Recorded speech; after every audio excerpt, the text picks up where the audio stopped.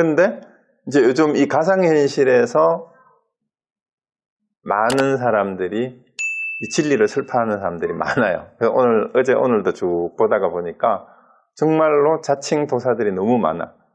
그러면서 자기들 나름대로 이제 경전도 해설을 하고 화두도 막 해설을 하고 하는데, 어떤 분들은 상당히 이제 제대로 자기 수행의 경지를 드러내면서 안내를 제대로 하는 분도 있는데, 어떤 분들은 자기도 모르는 얘기를 마치 이것이 진리인 것처럼 막 이렇게 해내는 게, 내가 보기에는 한 90%가 모르고 헷갈리는 내용을 진리라고 막 이렇게 얘기하는 게 더 많아요. 그러니까 점점 더 복잡해졌어요, 가상현실.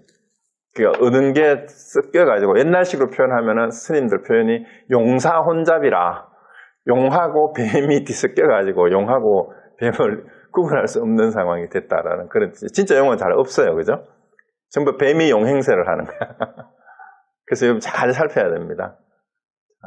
그래서 오색에 눈멀면 안 돼요. 그게 전부 오색입니다. 화려하게 치장하고 화려하게 자들 스승이라고 하고 깨달았다고 하는 도인들이 너무 많은데, 오히려 참 큰일입니다. 스님들 중에도 그래요, 스님들. 그러니까 승속을 떠나 있어요. 대승불교의 가장 강점이, 혁명적인 게 뭐냐? 출가주의를 고집하지 않았다라는 거예요. 우리가 대승에서 소승을 비판하는 것 중에 하나가 출가주의예요, 출가주의. 출가자들만이 수행을 해서 깨달을 수 있다는데, 그래서 제가자들은 그런 사람을 공양하는 것밖에는 없어요. 근데 사실 초기 불교에서 석가모니 부처님조차도 이 출가주의의 한계를 어쩌면 못 벗어났을 수도 있어요. 출가해야 된다라고 얘기를 했어요. 출가 수행자, 그거를 더 전형적으로 공부하는 수행자로. 그 대승불교는 그런 교주의 한계까지도 뛰어넘는 게 사실 대승불교야. 중생부처가 둘이 아니다. 제가에서도 깨달을 수 있다. 그러니까 유마경 같은 게 나오잖아요.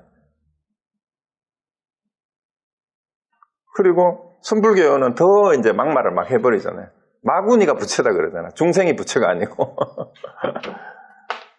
그리고 기독교도 그렇잖아요. 기독교에서도 전지전능한 하나님이 마구니도 누가 만들었을까 그러면은? 기독교의 그 모순도 여러분 빨리 캐치를 해야 돼요. 이 세상을 창조한 분이 하나님이면 그 마구니는, 사탄은 어디서 나와? 누가 만들었어요?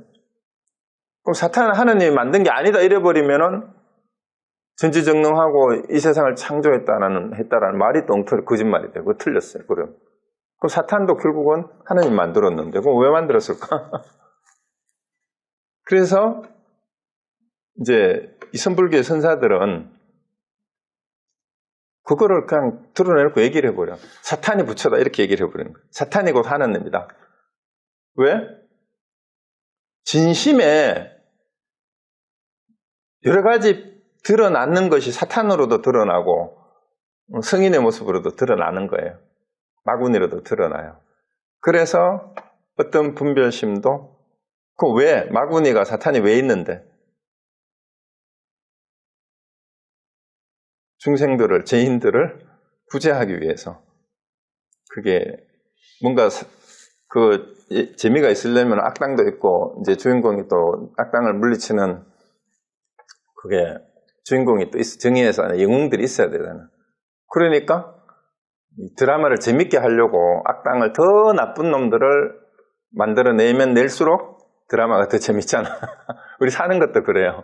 더 힘든 게 많고 악랄한 마구니가 더 많이 나올수록 참 세상이 힘들다 하지만 고통이 진할수록 그것을 극복하고 이 세상이 정말 이제 일체 모든 고통으로부터 벗어나야 되는 이유가 또 더 분명해지잖아요. 그래서 그것이 공부시키기 위해서 일부러 만들어낸 것일 수도 있고, 아니면은 사실은 그 마구니나 사탄이 우리 마음의 양면 가운데 한 측면이다라는 그 얘기죠. 자, 그래서 영명윤수 스님이죠. 유신결에는 이 마음은 온갖 묘함과 신령함이 모두 모여 만법의 왕이 되고 삼성과 오성이 가만히 의지하는 천성인의 어머니가 된다. 홀로 높고 기하여 견줄이도 짝갈리도 없으니 실로 대도의 근원이며 참법의 요체다 했는데, 자, 여기서도 제 얘기가 맞아요. 논리적으로 봐도. 뭐냐 하면 이 좋은 말만 하는 것 같죠? 마음은 온갖 묘함과 신령함이 모두 다 있으니까 여기는 선악이 다 있어요. 만법의 왕이 된다. 그럼 나쁜 놈도 착한 놈도 다 왕 밑에는 다 소속이 돼요. 그 삼성은 우리가 잘 알죠. 성문, 영각, 보살성을 삼성이라고 해요. 1성, 2성.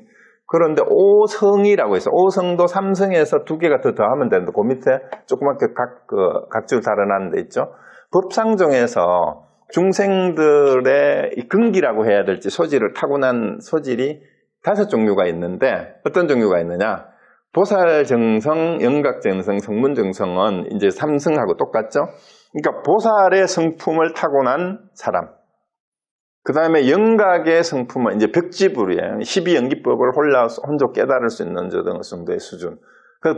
그런데 요거는 벽지라는 말은 어느 출가해가지고 세상하고 인연을 끊고 자기 혼자 깨달았다고 이렇게 독각으로 사는 사람이고, 보살은 그 깨달음을 중생들에게 전해줘서 중생들이 고통에서 벗어나게 하려는 마음이 있는 사람이에요. 그래서 보살은 대성에 속하고 영각하고 성문은 소승으로 넣는 이유가 그거죠. 그 다음에 성문은 아직 완전히 깨닫지는 못했어요. 그래서 연기법은 깨닫지 못했지만 부처님의 초기의 가르침을 제대로 알아듣고 이제 열심히 수행하는 사람. 그 다음 부정성은 뭐냐면 이 세 가지 어느 게 될지 정해지지 않은 사람이에요. 이 사람 가능성이 더 있죠. 근데 우리도 가만히 보면은 그 성향이 있어. 사람들이 위파사나 좋아하는 사람, 기도 좋아하는 사람, 가나선 좋아하는 사람, 교리 공부 좋아하는 사람. 이때 지식 공부 좋아하는 사람, 끊임없이 책만 자꾸 봐. 책만 보면 어디 뭐가 있는 줄 알고. 그리고 자기가 책 본 걸 자꾸 또 남을 가르치려고 하고 이런 사람들이 있어요. 제가 보기엔 그런 사람은 성문 수준이에요, 성문. 막 아는 거 자꾸 책 가지고 공부하고 좋아하고 이런 사람은. 책 좀 보지 마세요, 그런 사람은. 그 성문에서 탈피해야 돼. 적어도 성문에서 탈피하려면 깨달음이 뭔지에 대한 영각으로라도 가야 되고, 그 다음에 남에 대한, 근데 자기는 성문밖에 안 되면서 또 보살이라고 생각하고 이걸 가르치려고 드는데 그건 아닙니다. 어쨌든 부정성은 이 세 가지 가능성이 다 있는데 여기로만 가는 게 아니라 밑으로 떨어질 가능성도 있어. 그게 뭐냐면 무성유정이에요. 무성유정은 불성이 없는 중생이란 뜻이야. 불성이 없는 중생. 이거를 이제 흔히 말해서 찬재라고도 하죠. 천재. 천재는 이제 그 불가촉 천민보다도 더 천민이라서 불성이 없는 그런 이제 가장 수준이 낮은 사람을 이제 불성이 없는 중생이라고 이렇게 표현을 해놨는데, 이게 소위 말해서 인연 없는 중생이에요. 아무리 부처를 만나도 되질 않아. 그런데 여기서 이제 대승불교나 선불교로 오면서 무성유정이라는 건 없다. 일천재도 깨달을 수 있다. 깨달을 수 있다는 얘기는 불성이 있고 진심이 있다는 얘기예요. 그럼 여기서 이제 나오잖아요. 삼성과 오성이 다 여기에 의지한다라고 했으니까, 심지어 옛날에 초기 불교에서 불성이 없어서 깨달을 수 없다라고 하는 그런 존재조차도 참 마음에서 다 나왔다 이 말이에요. 그러니까 꼭 이제 그 유성유정이라는 말은, 참 무성유정이라는 말은 이제 불성이 없는 거는 여기서 이제 나쁘게 표현하면은 아주 바보 천치처럼 표현도 되지만 악기 중에 최고 악기.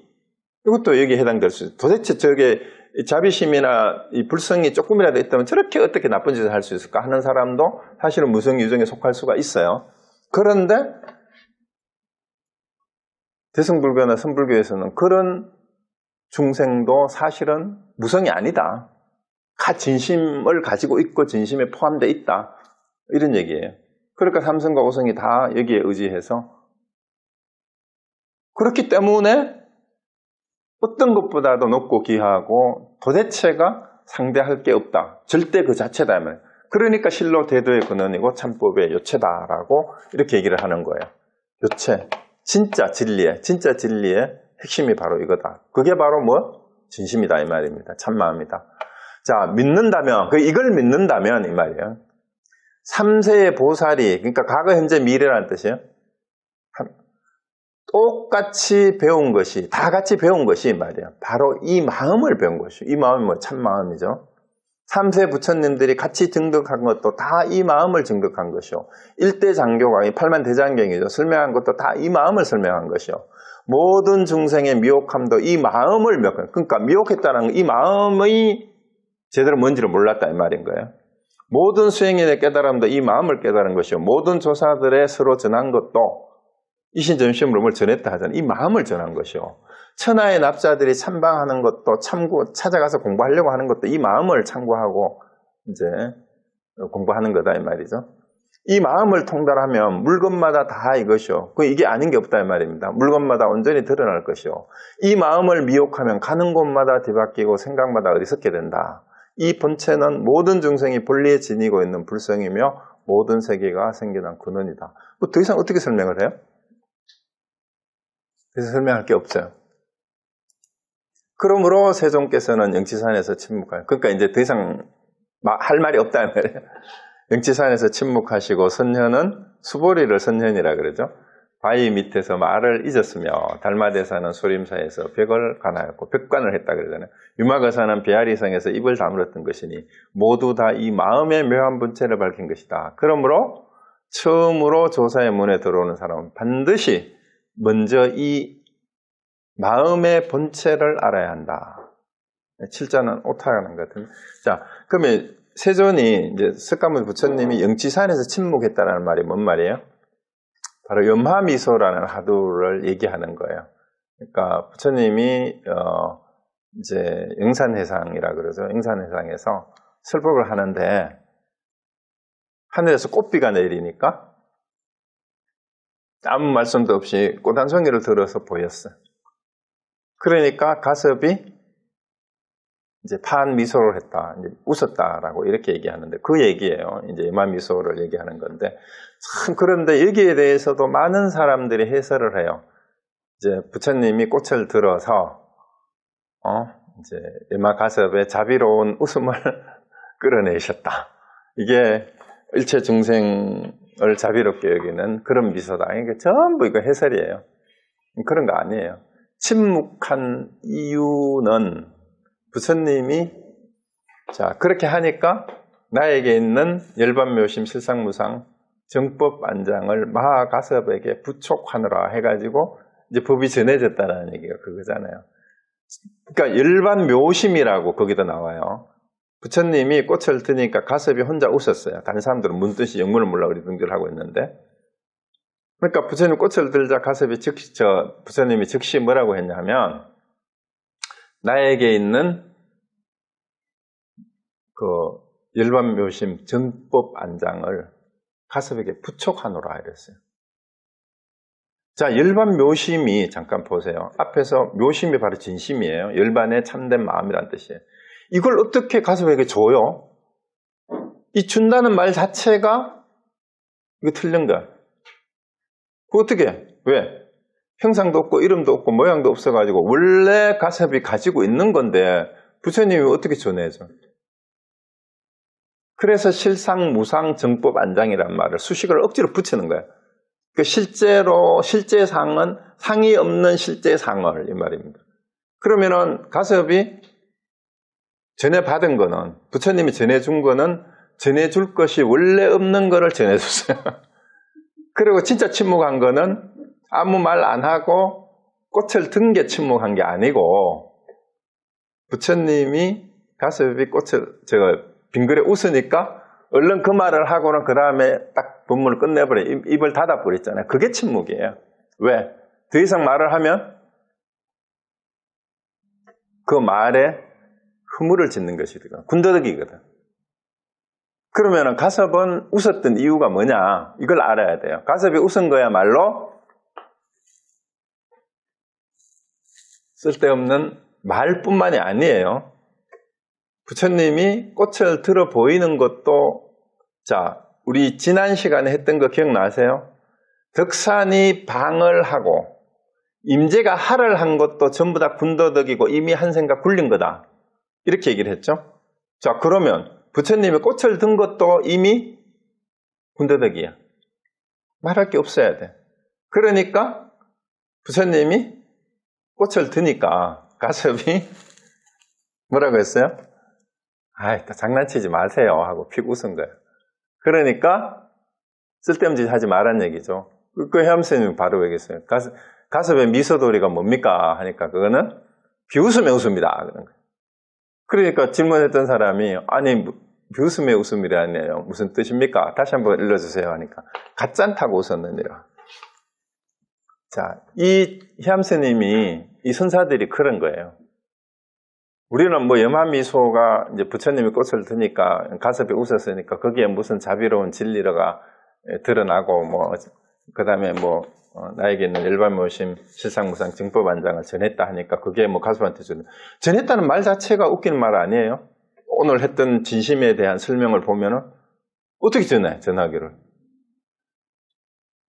일체 중생한테 진심이 본래 있다고 했는데 일반 묘심이 근데 그걸 어떻게 석가모니가 가슴한테 전하냐고. 못 전하지. 전했다는 말 자체가 그거는 말이 안 되는 말이에요.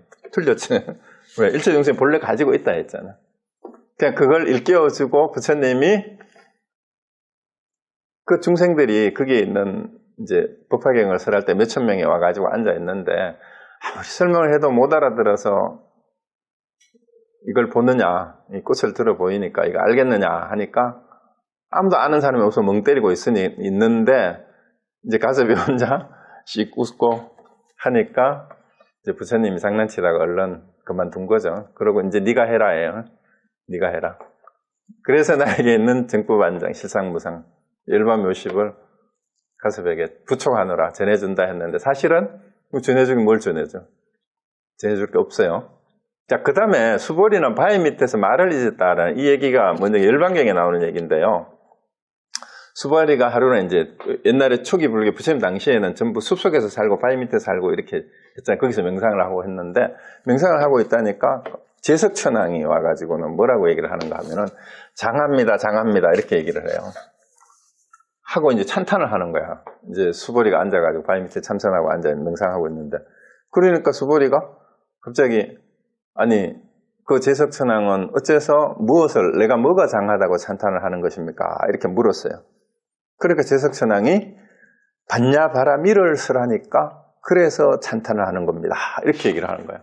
그 수보리가 아니 내 반야바라미를 설하다니 나 아무 말도 하지도 않았는데 너가 무슨 반야바라미를 설했단 말이에요. 이러니까 제석천왕이 뭐라 하냐면은 존자께서는 아무 말도 하지도 않고 저는 아무것도 듣지 않았지만 아무것도 설하지 않고 아무것도 듣지 않는 것이 진짜 반야바라밀 아니겠습니까? 이렇게 얘기를 하는 거예요. 자, 요 부분 되게 중요해요. 수보리한테 제석천왕이 와가지고 이제 앉아서 가만히 앉아서 이제 명상에 들어 있는데 장합니다, 장합니다, 장하십니다, 장하십니다. 그래서 그 수보리가 뭐가 장하다는 말입니까? 지금 반야바라미를 설하고 계시지 않습니까? 전자께서. 내가 아무 말도 안 했는데? 나 아무 말도 하지도 않았는데 이러니까 이제 제석천왕이 바로 전자께서 아무 말도 하지 않고 제가 아무 말도 듣지 않는 것 이것이야말로 반야바라밀 아니겠습니까? 이렇게 얘기를 한 거예요.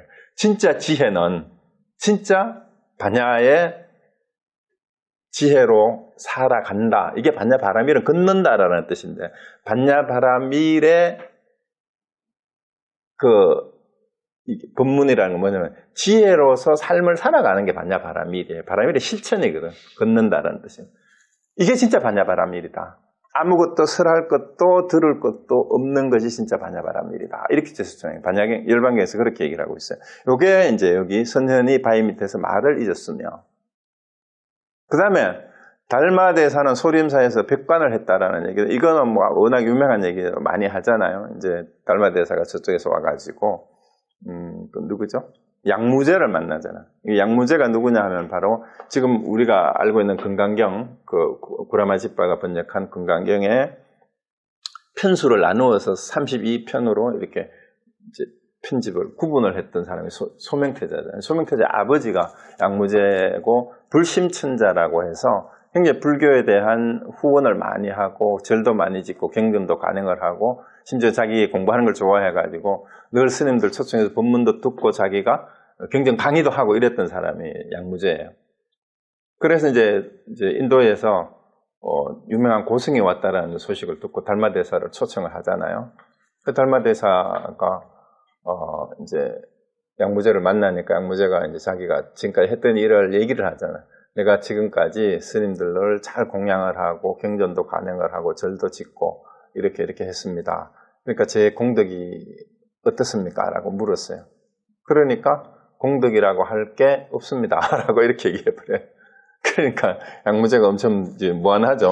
아니 어째서 그런 말씀을 하십니까? 하니까 그 공덕이라 그래봤자 새 속에 자잘한 인가응보일 뿐입니다. 이렇게 얘기를 해요.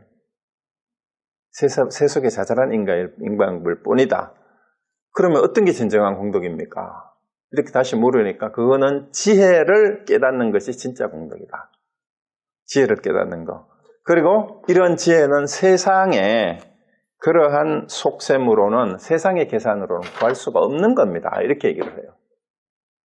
그러니까 이제 양무제가 또 따지잖아요. 그렇다면 어떤 것이 진짜 성스러운 가르침의 첫 번째 뜻이 뭐냐? 진짜 지혜 가운데 최고의 지혜의 가르침이 어떤 거냐? 성스러운 진짜 가르침이 뭐냐? 이렇게 물었어요. 그러니까 확연무성이라고 또 해버려요. 이제 그 양무제가 가지고 있는 환상을 다 깨버리는 거죠. 달마가.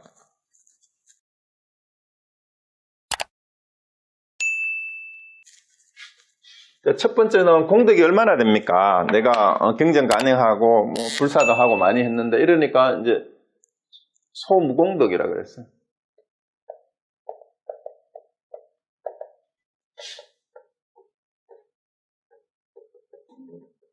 그 다음에 두 번째는 자 그렇다면 이거는 자잘한 인가응보일 뿐이고 진짜 참다운 공덕은 지혜를 깨닫는 건데 그거는 세상의 계산으로는 아르마리를 가지고는 도달할 수 없다. 성취할 수가 없는 거다. 이러니까 그렇다면 성스러운 첫 번째 가르침이 뭐냐라고 물으니까 확연무성이라고 해버려요. 또.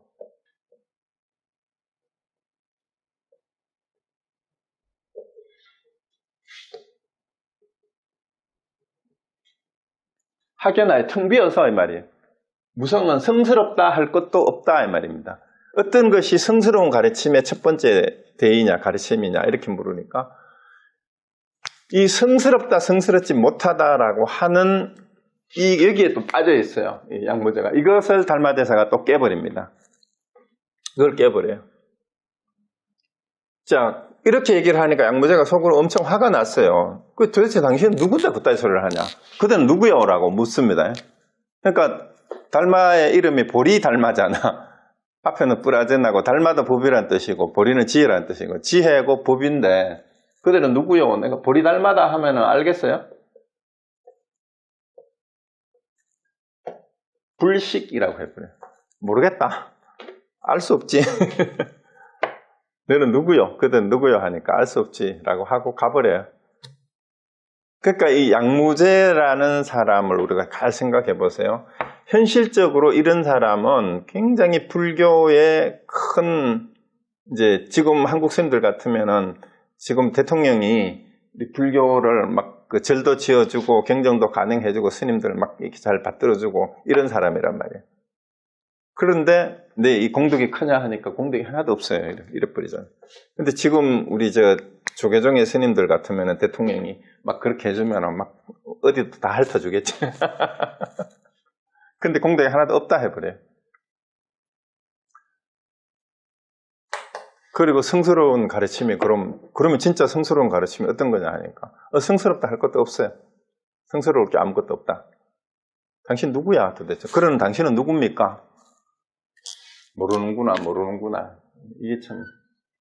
이게 뭔 말일까? 달마불식이라는 하두가 있어요. 못 알아듣는 거야. 이렇게 가르쳐줘도 못 알아들어.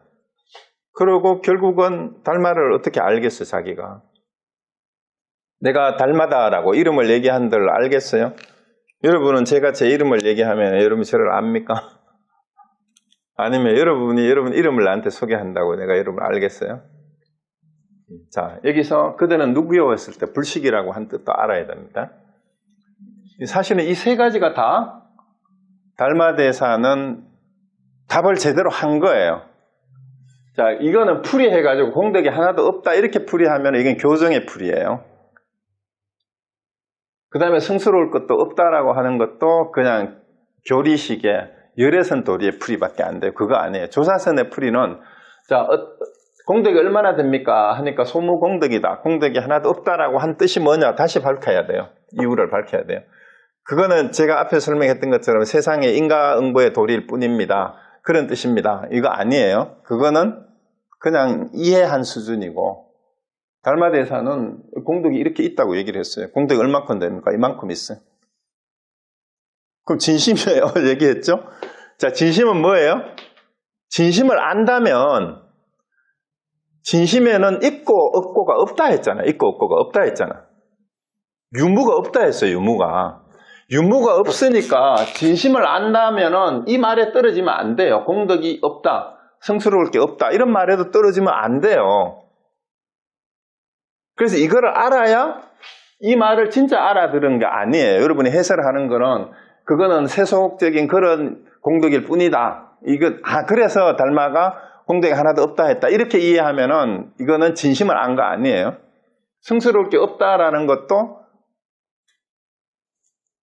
마찬가지입니다. 자, 그러면은 이거를 통째로 알아야 돼요. 어떤 것이 성스러운 가르침의 첫 번째 뜻입니까? 라고 물었는데 타견무성이라고 얘기했는 뜻은 성스럽다, 성스럽지 못하다의 시비분별이 없는 것이 성스러운 가르침의 첫 번째 뜻입니다. 이렇게 풀이를 하면 멋있는 것 같죠? 그런 것 같죠? 그건 해설일 뿐이에요. 그런 해설에 놀아나지 마세요. 자, 여기에서 분명히 성스러운 첫 번째 가르침의 뜻이 뭔가 하고 가르쳐 줬어요. 달마대사가. 가르쳐 줬다니까요. 근데 이거를 그런 식으로 풀이를 하면 진심은 성스럽다, 성스럽지 하다 않다라는 게 본래 없는데 이 말을 통해서 성스러움이 없다라는 데 떨어지면 안 된다 이 말이에요. 진심에는 성스럽다 할 것도 없지만 성스러움이 없다라는 말도 하면 안 돼요. 성스러울 것도 없다라는 것도 말을 하면은 이미 틀린 말이 되는. 그러니까 이 말을 따라가면 안 된다 이 말입니다. 그 선불교는 그래서 한 채 오차도 남기지 않아요. 그래서 말을 따라가면은 이 말을 못 알아듣습니다. 이 두 가지 말을 알아들은 것 같지만 못 알아들은 거예요. 여러분이 이 말을 알아들었다면 바로 대답을 하셔야 됩니다. 자, 첫 번째는 공덕이 얼마나 됩니까? 하는 데 대해서 이 달마대사는 공덕이 소무공덕만큼 있다고 얘기한 거예요. 이 말을 따라가면 안 된다 이 말이죠. 자, 이 정도 하고, 자, 그 다음에 그러고 이제 얘기가 안 되니까 달마대사는 아직 인연이 안 됐다. 내 말을 알아들을 수 있는 사람이 아직도 없구나 하고 아직 때가 되지 않았어. 그러니까 달마를 알아줄 사람이 아직 없는 거야. 달마가 가지고 온 거 뭐예요? 부처님으로부터 전해준, 전해줬다는 말이 어폐가 있다 그랬어요. 할 수 없이 부처님이 가르치려고 했던 진심을 깨닫게 하는 그 가르침을 가지고 왔는데 그걸 받아들일 사람이 아직 없다라는 거죠. 그래서 소림사에 가서 앉아서 침묵하고 있은 거예요. 참선하면서. 그러다가 어느 날 찾아왔죠. 해가가 찾아오잖아. 그래서 눈 속에서 팔을 잘라서 바치고, 그래서 이제 진심을 아는 제자가 생긴 거예요. 그래서 그 해가가 그렇게 해서 달마대사의 진심의 가르침을 알아가지고 이제 3조 승찬으로 4조 도신, 5조 홍인, 6조 해능대사로 해가지고 우리까지 여기까지 온 거예요. 이렇게. 그래서 제가 이 얘기도 할 수 있는 거죠. 그게 없었으면 안 된 거예요. 자, 그 다음. 그러고 유막의사는 비아리성에서 입을 다물었던 것이니, 이것도 이제 유막영 했으니까 다 아시죠? 이제 유막의사가 중생이 아프니까 나도 아프다. 자, 이것도 대승불교의 반란이에요. 부처님은 아프면 안 돼. 초기불교 사람들한테는. 일체 번뇌 망상을 다 여있기 때문에 진리 그 자체인 몸이 왜 아파 이렇게 되잖아. 근데 현실적으로 그렇지 않잖아. 인간의 몸으로 와서 마지막에 배탈 나가지고 돌아가셨잖아. 근데 부처는 열반에 들어가 있는 부처는 일체 생로병사를 다 떠났다 이렇게 이 말만 받아들이면 생로병사가 없는데 부처님 왜 아파 죽었어요? 이걸 착각하면 안 돼요. 그걸 착각하면 안 되는 게 육신과 깨달아도 육신이 있는 한 생로병사가 있어요. 괴로움이 왜 없어요? 괴로움이 바로 진심이 드러나는 현장인데 그 괴로움을 얘기하는 게 아니다 이 말이에요. 고통이. 자, 그래서 유마거사는 뭐예요? 중생이 아프니까 나도 아프다. 내가 중생이라는 얘기예요. 중생이 아프니까 내가 아픈 게 아니고 뭐 자비심을 표현한 게 아니라 나도 똑같은 중생이니까 나도 아프지 힘들지. 근데 유마거사는 자 어쨌든 그렇게 해가지고 이제 문병을 갔어. 부처님이 대신 제자들을 보내니까 다 공문을 빼다가 마지막에 문수보살이 간다 하니까 따라가잖아요. 근데 그 가서 이제 문답을 하는데 불이법이 뭐냐라고 묻잖아요. 불이법. 그러니까 이제 이제 대접을 잘 해요. 이제 손님들이 문병을 오니까 대접을 하고 나서 이제 밥값을 해야지.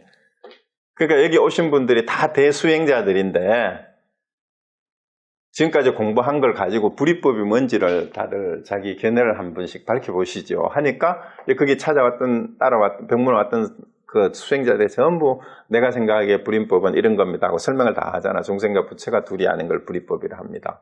뭐 번뇌와 깨달음이 둘이 아는 걸 불이법이라 합니다. 이런 식으로 얘기를 다 해요. 하니까 그 얘기가 틀린 얘기 아니에요. 좀 다 맞는 얘기죠. 그리고 마지막에 문수한테 물어요. 문수보살한테 문수보살이시요. 그대는 불이법이 뭐라고 생각하십니까? 하니까 문수는 뭐라고 얘기를 합니까? 앞에 다른 사람들이 말을 다 했는데 불이법을 어찌 언설로 말로 다 할 수가 있겠습니까? 이렇게 얘기를 합니다. 말로 할 수가 없다 이렇게 얘기를 해버리는 거예요. 자, 그러고는 문수가 여기에다가 이제 덫을 놓는 거죠. 말로 할 수 없다 이렇게 얘기하고 자, 저희들은 이제 대답을 다 했는데 그렇다면은 유마거사께서는 불이법을 뭐라고 생각하시는지 설명을 해 주시죠. 이러니까 유마가 뭐 했어요? 입을 다 물어버렸죠? 이게 유마의 침묵이란 얘기예요. 자, 입만 떼면은 문수의 덫에 걸리는 거예요. 왜? 문수가 뭐라고 했어요? 불이법은 말로 할 수 없다 그랬잖아. 말로 할 수 없다 그랬는데 입만 열면 이제 틀리게 되는 거지.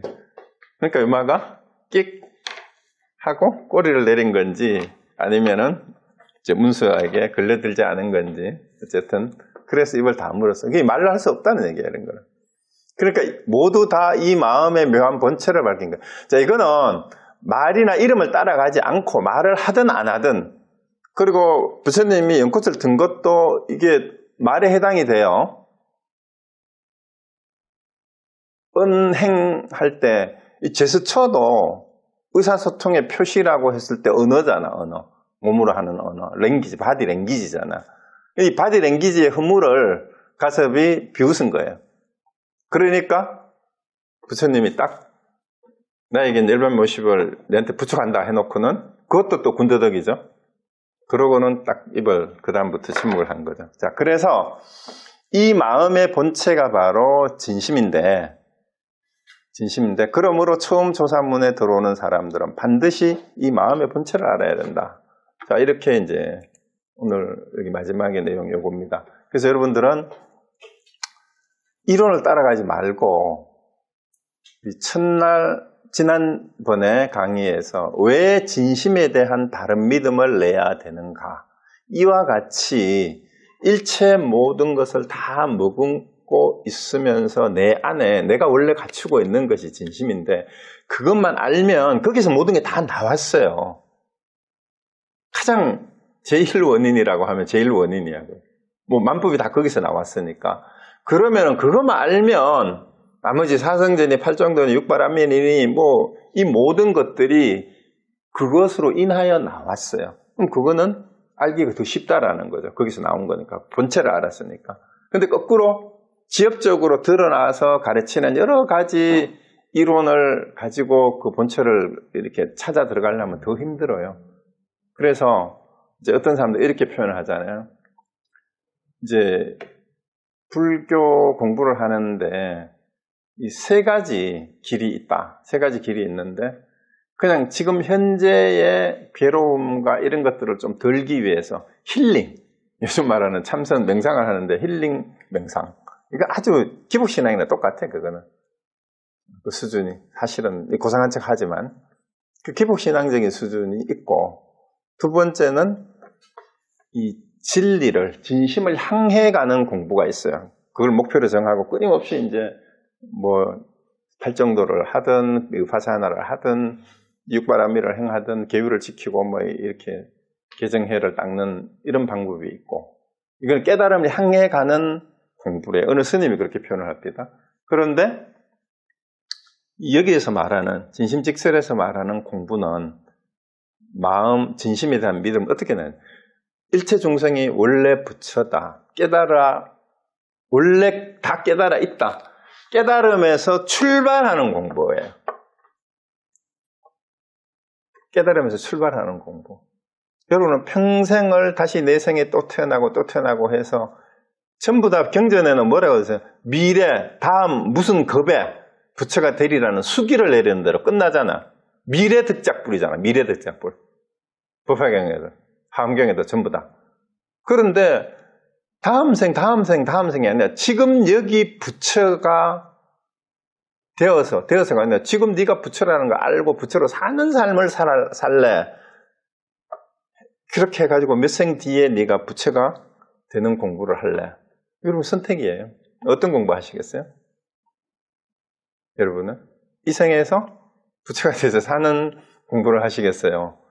몇 생을 살더라도 부처가 되는 소원을 내가 내려놓지 않고 살겠어요. 자, 여러분은 더 쉬운 거, 취향에 맞는 거를 선택하시면 됩니다. 자, 오늘 마치겠습니다. 예, 혹시 질문 있으면 하시죠.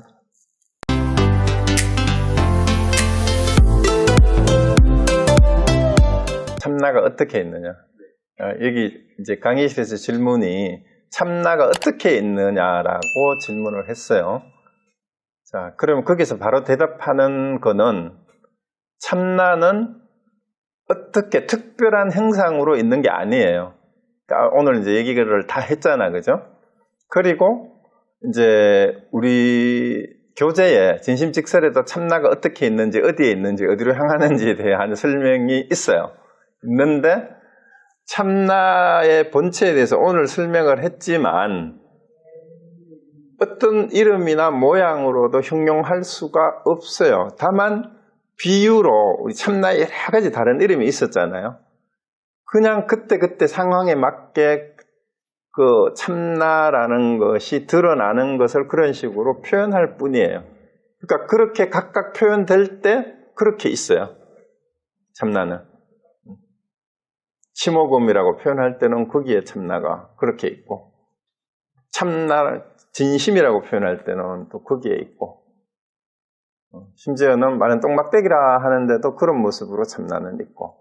그러니까 참나가 어떻게 있다라는 생각이 참나라는 것을 자기 나름대로 상상을 하고, 내가 아직 잘은 모르겠지만 뭔가 어떤 참나라는 게 어떤 모양이나 아니면 존재하는 어떤 방식이 있지 않을까라고 상상을 하고 그 질문을 했다면 그런 건 없어요. 참나는 특별한 모양도 없고 이름도 없다라는, 시공도 초월해 있고 이 얘기가 있어요. 이미 다 나왔잖아요. 그런데 참나는 그럼 어떻게 있느냐? 내가 말하는 가운데도 있고 방금 거사님이 질문한 데도 있어요. 그게 참나입니다. 그래서 이제 한마디로 대답을 하면 참나는 어떻게 있느냐? 참나는 어떻게 있습니까? 하고 거사님이 질문을 하고 제가 이렇게 답을 하는 데에 그렇게 있습니다. 네.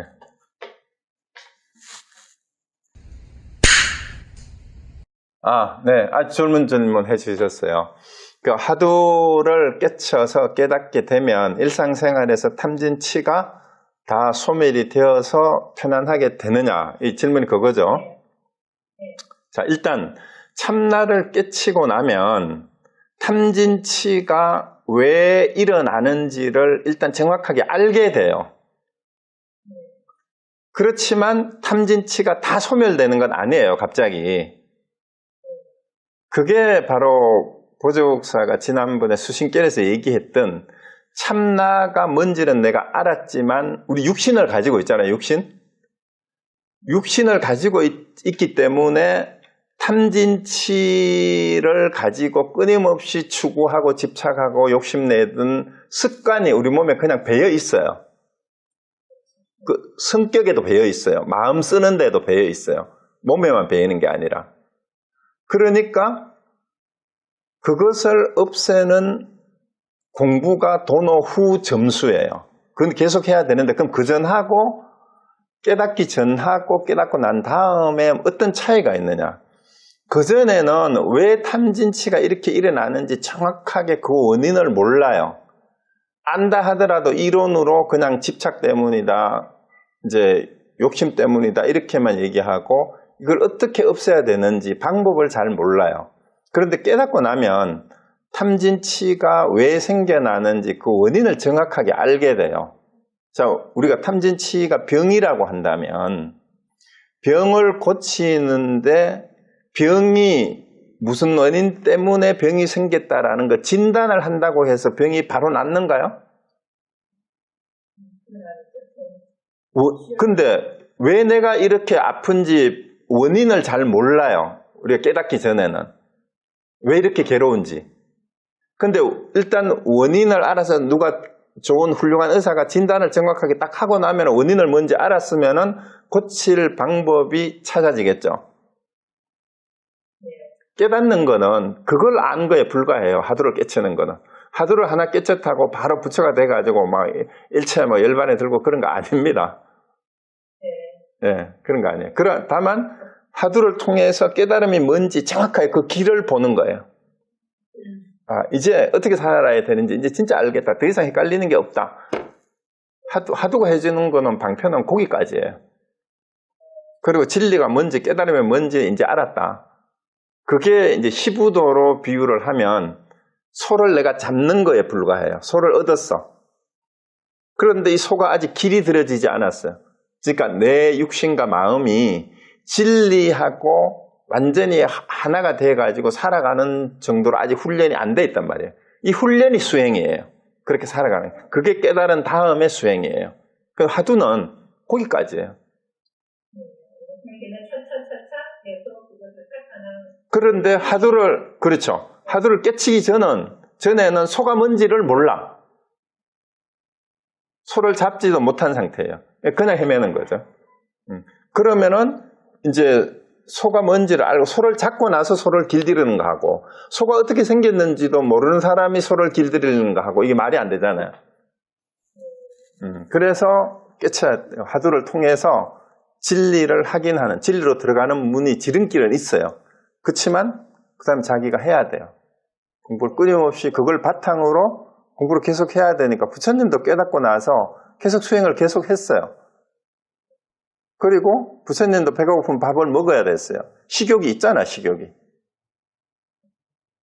부처님 잠을 잤어요. 수면욕이 있잖아. 근데 탐진치에 탐욕에 수면욕, 식욕이 들어가야 안 들어가요?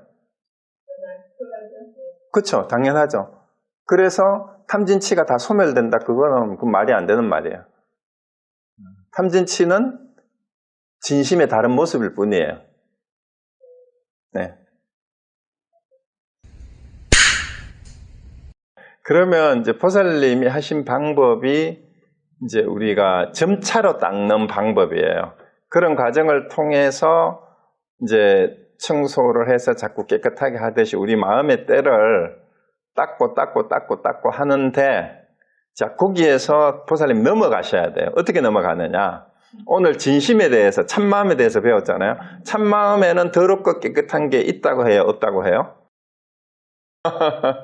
그걸 아셔야 돼요. 자, 그러면 보살님 이따가 여기 다른 사람이 들으면 파설을 하면 안 되니까 저한테 전화 주세요.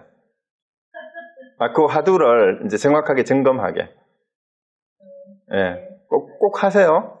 나중에 오늘 안 해도. 왜냐하면 그걸 알고 이 화두를 정확하게 답을 알고 지금 이 진심에 대한 설명을 듣는 거하고 오늘 답이 딱 나왔어요. 나왔으니까 이제 다른 분도 눈치채신 분이 있을 수 있어요. 이렇게 얘기를 하다가 보면 화두가 터져요. 화두가 별거 아니에요.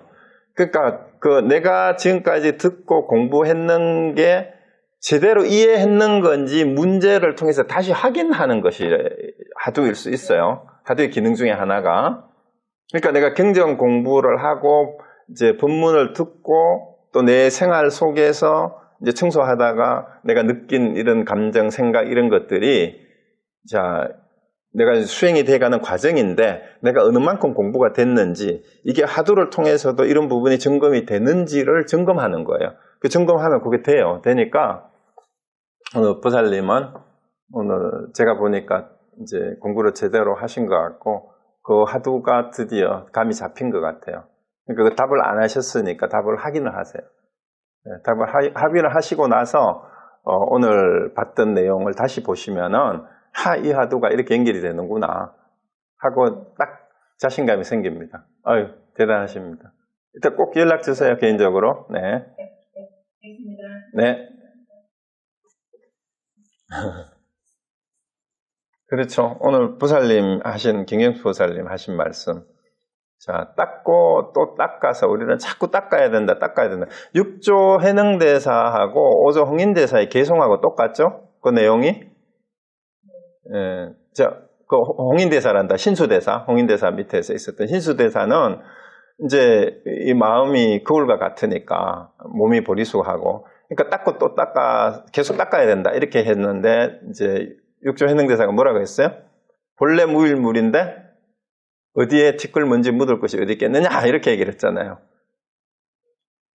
이 주디 반타카가 깨달은 내용도 이제 그전에는 신수대사처럼 다들 이렇게 공부를 해야 된다고 생각을 했는데 육조 해능대사처럼 그렇게 딱 깨달은 거죠.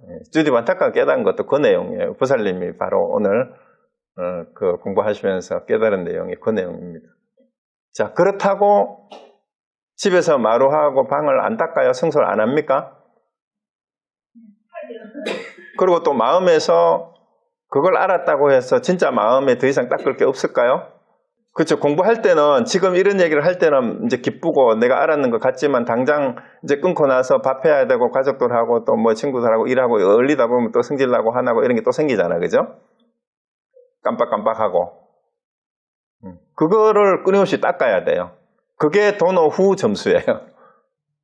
근데 알기 전에 하는 거하고 그걸 알기 전에 닦는 거는 닦는 데에 집착을 해요.